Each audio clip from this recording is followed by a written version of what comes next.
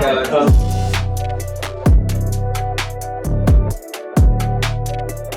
thank you. Oh, thank you so much. Oh, free donut, yay! Capital.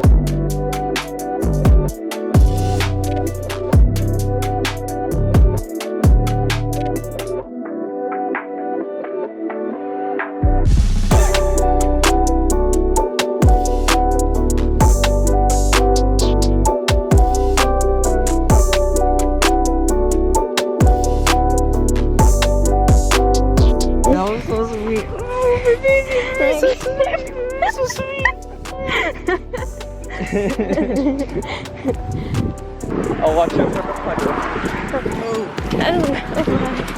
Are you ready for the sprint? Are you ready for a sprint? Oh, let's do it.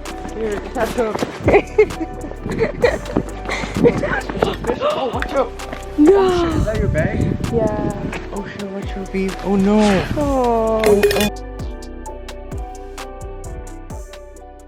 I am like 2/3 of the way into Gillian Flynn's Dark Places. Oh, you cannot see the title. Dark Places.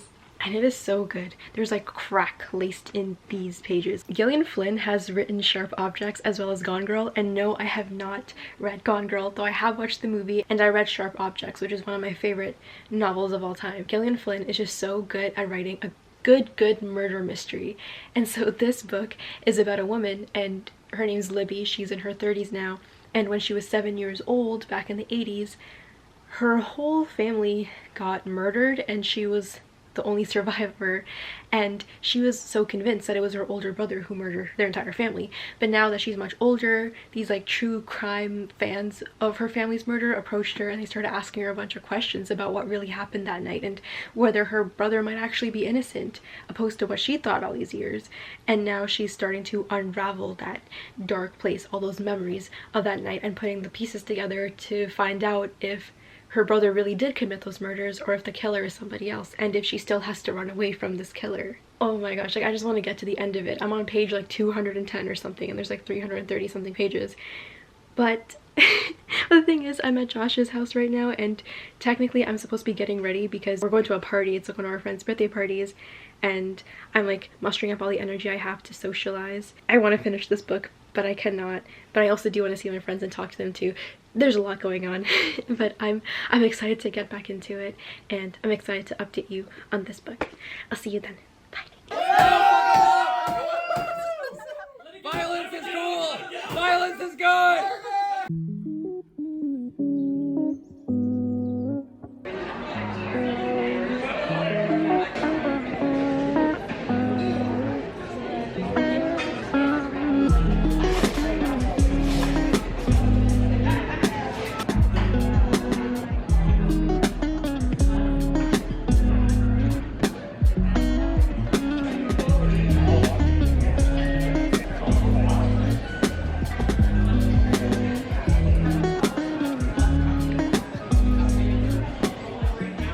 I finished Gillian Flynn's Dark Places. I have to say that I still stand by what I said earlier when I said that Gillian Flynn is a mastermind at writing mysteries, but I think this is probably my least favorite of her other stories. Like, I thought that this was still really well written. It's still a really good story. It has really interesting characters, but I did feel sort of whatever about the ending. A lot of people don't like her writing, but I am a super big fan of her writing. Like, it's very gritty and muddy. I'd say I'd still give this like a good like 4.5 out of 5. It just wasn't my absolute favorite. It wasn't perfection like Sharp Objects, but it was still a pleasure to read. Now to talk about a book that is somewhat controversial, and that is Lolita by Vladimir Nabokov. If you aren't familiar with Lolita, it is a story about a man in his 40s who is a pedo, and he has a very messed up relationship with this 12-year-old girl named Lolita. Now this book has been controversial for a long time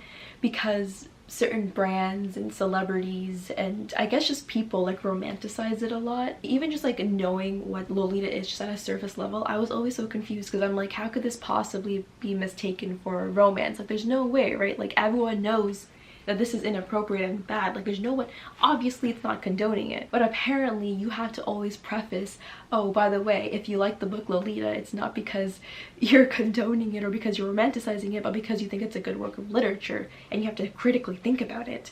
But I was like, what do you need to critically think about? Like, you don't even need to critically think. If you have one brain cell, you know that you're not meant to romanticize it, right? Like, I thought that was obvious. But then I saw this like quote at the back of the book by Vanity Fair. I don't know if you can like see it, but it literally says, "The only convincing love story of our century." And I was like, did they mean that for this book? Because that doesn't make any sense if they did. That's kind of weird. And there's even like a foreword at the beginning of the book where a character literally says, by the way, this is a bad man. It's very much clear that this is written in the perspective of a very bad man. And so, I don't know. I didn't think it was that controversial, but I guess it is. I am about 100 pages into the book, and I think that it is very brilliantly written so far. Like, Nabokov's prose is very deliberate, and this man just knows a lot of words. Like, every 30 seconds I'm pulling up the dictionary being like, what does this word mean? It just scratches an itch in my brain that loves unique prose and well-structured sentences. And I think it's really interesting to read because you're in the mind of a predator and you get to see what goes on in his head. Like, what is he even thinking of? I'm pretty sure Nabokov himself, from what I know, it's speculated that he himself was a victim of child sexual abuse, and so it makes sense that he would be writing stories from the perspective of predators. Anyway, I'm very excited to share my thoughts with you on this book when I'm done. I also want to be a part of the conversation.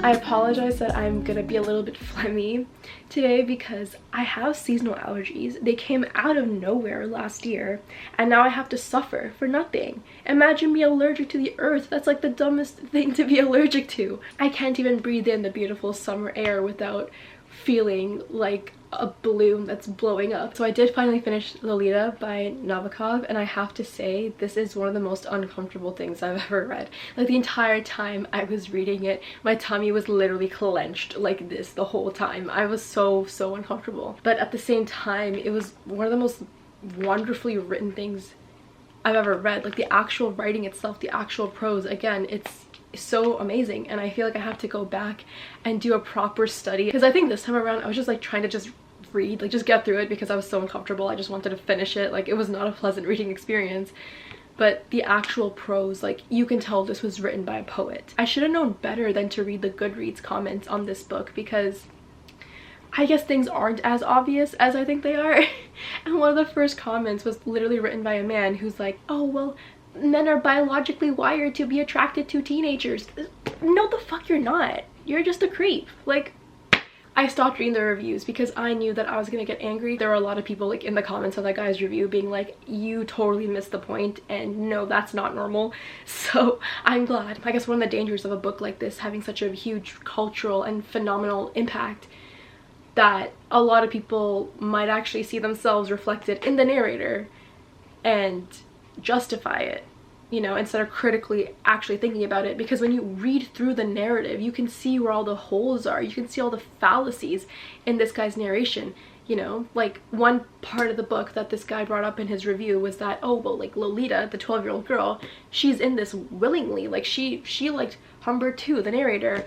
And everyone's like, no, she was not there willingly. She is literally a child, and she was trapped in this circumstance that she couldn't quite escape. Anyway, I guess like I have to rescind my previous statement where I said, like, why would you need to critically think about this? Yeah, I think you absolutely should, and everyone should practice critical thinking because holy moly. That was my review of Lolita. I'm definitely gonna do a reread of this sometime when I feel a lot better about reading material like this. Definitely not anytime soon, but I have to recommend, like, this is a wonderful work of literature, and I'm actually very excited to read more of Nabokov's work. The last book that I want to read for this vlog was Albert Camus' The Stranger, and from what I know, I think this is also kind of dark. I'm pretty sure it's about like a dude who committed a murder and then he has like an existential crisis. I think after I read this one, I think I'm gonna find a much happier book to read. As for plans for the rest of the day, I'm gonna catch up on Bridgerton. I know season 3 part 2 just came out, and I love Penelope. I love Nicola Coughlan. I think she is just so funny. I loved her in Dairy Girls. She's just so iconic. Nicola Coughlan, what can I say? You pull me in. One last thing is that I wanted to read out this quote, which I thought was absolutely beautiful. It was near the end of the book where Humbert has a realization that maybe he didn't know Lolita as well as he thought that he did. And it goes, "My Lolita remarked, 'You know what's so dreadful about dying is that you are completely on your own.'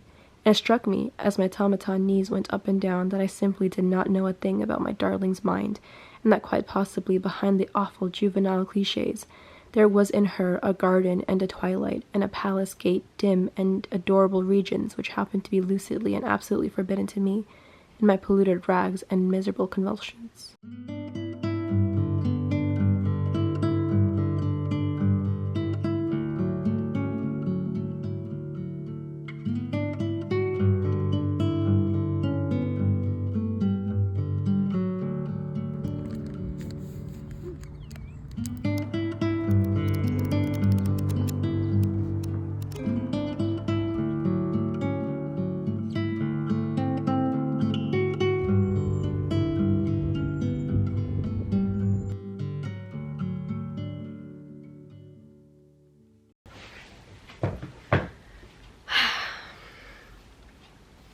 I'm trying out this new filming location and I don't know if it's any good. But, you know, I have a love-hate relationship with this shelf over here because on one hand, I have like all my childhood favorites. You got Harry Potter. Okay, I did not like the Mortal Instruments. Let's pretend that's not there. There's Divergent. There's The Hunger Games. I also have a bunch of classics that I bought, but I haven't read like half of them. And behind all those other books are the books that I absolutely did not like and that I don't want to see like within my vicinity, so I just kept them hidden behind all the other books. Like that's where the books I don't like go to die. So I finished Albert Camus' The Stranger. The thing is, like, people say that this is a good book to read if you want to read more about existentialism, but I could have swore Camus said something about how like he never really considered himself an existentialist, so I'm not sure if that's what you're supposed to get from this book. I don't know. So I was right earlier. It is about a guy who committed a murder and then has some thoughts about it. It was also written in a really interesting way. Like there's no emotional connection to anything this guy is saying. There's no explanations for anything. It's quite literally, I did this. I went from point A to point B and that's what happened. It's like he's not really giving you any more information about how he feels or how maybe even you should feel about something. It's so like, his narration is just so indifferent to the world around him that I honestly thought this guy was just like really depressed. I wasn't like, oh, this guy's an existentialist, a philosopher. I was like, no, this is a man who I think just lost all the happiness in his life. In some ways that is true, like that is sort of what happened. It kind of just seems like he is incapable of feeling joy, but he's also incapable of feeling sadness. He's incapable of feeling remorse. He basically is just very, very indifferent to everything that happens because he has this mentality that there isn't really much of a point to anything anyway. I can understand why people hold this book to such a high regard and why it might be a book that, you know, jumpstarts your interest or curiosity in philosophy, because it's written in a way that's very clear, very concise, and very short, and it's very easily accessible. So it doesn't really use language that's too difficult to understand. It flows very smoothly, and I think that's why it grew in popularity. This was also written, I think, in 1942, so it was basically at the tail end of World War II, and the way that a lot of people were feeling at the time was just like this, was just this feeling of like, nothing really matters. Is there really a point to anything? Even though I can understand the value of a book like this, I think at a personal level, I don't think I'm ever going to read this again because I just didn't find any enjoyment in it. Like the stuff that he's talking about are thoughts I already had when I was like 13. I'm like, dude, I already know. I've already been through this. I get you, dude, but I'm tired. I don't want to keep talking about it. He has a really cool name. Yep. Wow, we're already at the end of this vlog. That was kind of quick. But then again, you're the one who's watching it, so I don't know if it was slow for you. I'm doing this thing where I'm like experimenting with vlogs. This is my first reading vlog and I wasn't sure how it was gonna go, but I had a lot of fun filming it. I had a lot of fun editing it and putting it together. So yeah, I hope you enjoyed it and I'm really excited to try this out again. I hope you're having a brilliant day, a brilliant week, brilliant month, and I'll see you the next time.